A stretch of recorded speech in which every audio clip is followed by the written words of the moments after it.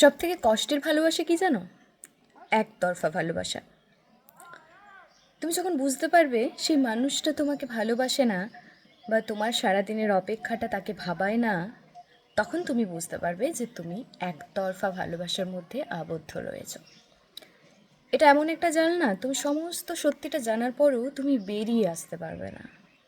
হ্যাঁ, এটাকেই একতরফা ভালোবাসা বলে। ধরো তুমি তার জন্য সারাদিন অপেক্ষা করে বসে আছো, তার ফোনের জন্য তুমি সারাদিন ওয়েট করছো, তার একটা মেসেজের জন্য তুমি সারাদিন অনলাইনে থাকছো।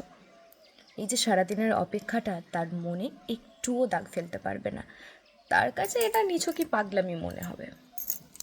তখন তুমি বুঝতে পারবে তুমি একতরফা ভালোবাসার মধ্যে আটকে রয়েছো। যত তুমি তাড়াতাড়ি বুঝে যাবে তত তুমি নিজেকে ভালোবাসতে শিখবে। তাই একতরফা ভালোবাসার জালে আটকে থেকো না, তুমি বেরোতে পারবে না। এটা একটা মায়াজাল। একতরফা ভালোবাসাটা হলো একটা মায়াজাল, এটা থেকে বেরিয়ে আসা অতটাও সহজ নয়।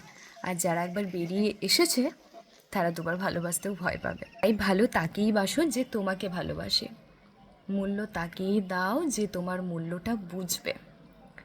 তুমি তাকে ভালোবেসো না যাকে তুমি ভালোবাসো। হয়তো তোমার মনে হতে পারে যে একদিন না একদিন হলেও সে তোমাকে বুঝবে, একদিন না একদিন হলেও সে তোমাকে ভালোবাসবে, কিন্তু বিশ্বাস করো, এটা হবার নয়।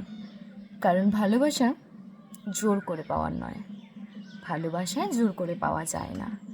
এটা একটা অনুভূতির খেলা।